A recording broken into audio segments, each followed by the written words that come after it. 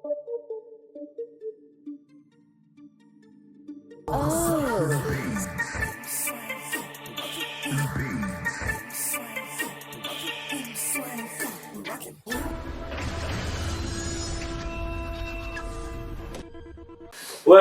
to the Destination Show with me, Thandile Mayekiso. Today, we will be talking about the Pearl of Great Price and what it is and how we can benefit from it.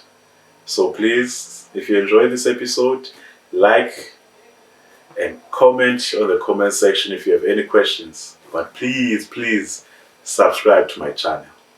I hope you enjoy.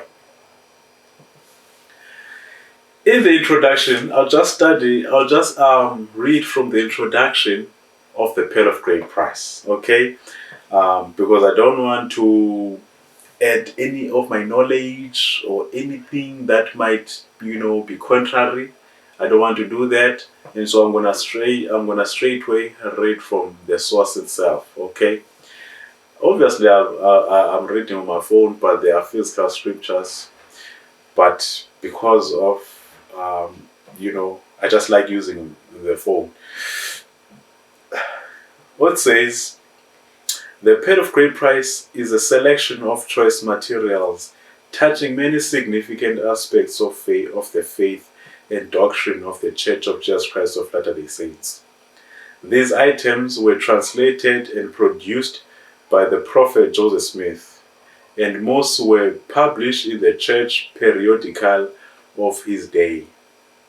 The first collection of materials carrying out the title The Pearl of Great Price was made in 1851 by Elder Franklin D. Richards, then a member of the Council of the 12 and President of the British Mission. Its purpose was to make more readily accessible some important articles that had limited circulation in the time of Joseph Smith. As church membership increased throughout the Europe and America, there was a need to make these items available. The Pearl of Great Price received wide use and subsequently became a standard work for the church by action of the First Presidency and the General Conference in Salt Lake City on October 10, 1880. Several revisions have been made in the contents as the needs of the church have required. In 1878, portions of the Book of Moses not contained in the first edition were added. In 1902, certain parts of the Pearl of Great Price that duplicated material also published in the Doctrine and Covenants were omitted. Arrangement into chapters and verses with footnotes was done in 1902. The first publication in double column pages with index was in 1921. No other changes were made until April 1976, when 2 items of Revelation were added. In 1979, these 2 items were removed from the Pearl of Great Price and placed in the Doctrine and Covenants, where they now appear as section 137 and 138. In the present edition, some changes have been made to bring the text into conformity with earlier documents. Following is a brief introduction to the contents, to the present contents. Selections from the Book of Moses, an extract from the Book of Genesis of Joseph Smith's translation of the Bible, which he began in June 1830.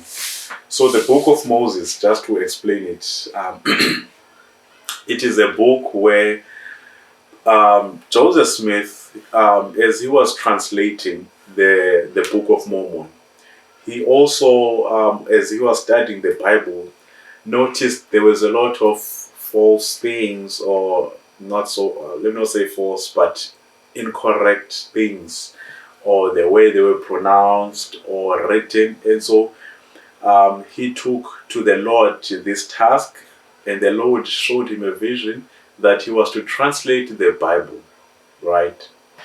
All right. So the book of Moses is an extract, right? An extract from the book of Genesis, as it is explained here. Trust me, it's a very powerful part of this. The Book of Abraham, an inspired translation of the writings of Abraham. Joseph Smith began the translation in 1835 after obtaining some Egyptian papyri. The translation was published serially in the Times and Seasons beginning March 1st, 1842 at Nauvoo, Illinois.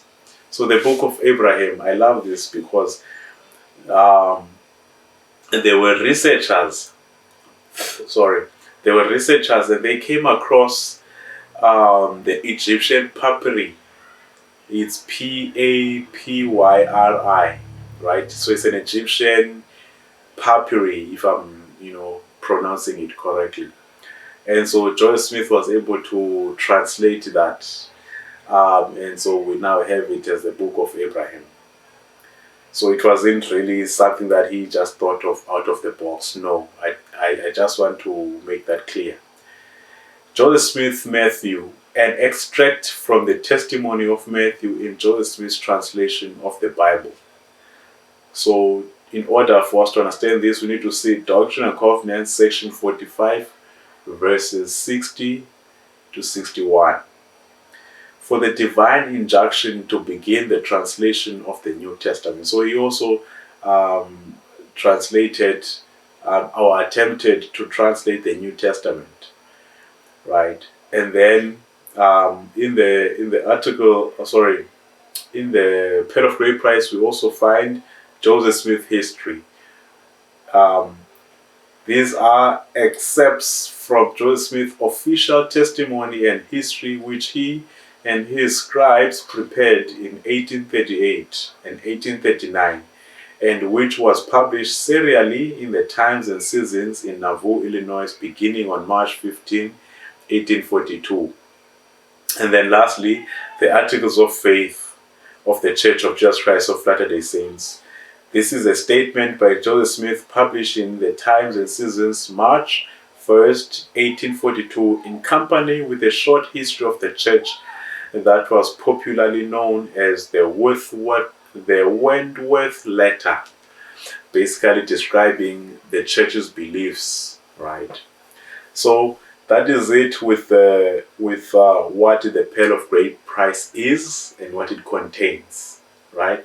And so if you have any questions or if you want access to these, I'll just put a link down below so you can go ahead and study the Pearl of Great Price. It's a great book. I promise you.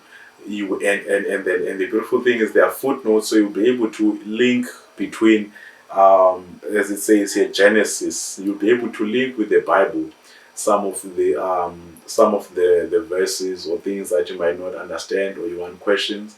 So just make sure you know that the footnotes, you understand the footnotes, and then you're able to follow through with them.